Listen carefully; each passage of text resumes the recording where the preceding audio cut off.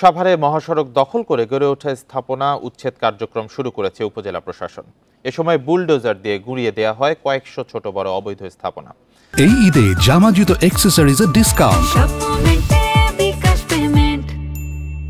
মহান স্বাধীনতা দিবস ও ঈদকে সামনে রেখে সকাল থেকে ঢাকা আরিচা মহাসড়কের সাভারের হেমায়েতপুর এলাকায় এই অভিযান পরিচালনা করা হয়।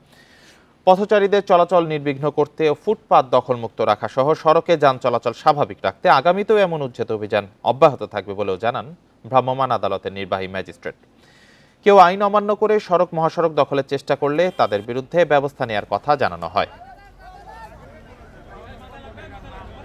আপনারা কেউ ফুটপাতে ব্যবসা করবেন না, বৈধ জায়গায় ব্যবসা করেন। উপজেলা প্রশাসনের পক্ষ থেকে যে ধরনের সহযোগিতা লাগে আমরা আপনাদেরকে সহযোগিতা করব। আগামী দিনে যদি কেউ স্পর্ধা দেখায় তাহলে আমরা অর্থদণ্ড এবং কারাদণ্ড দুটাই দিতে হয়তো বাধ্য করব।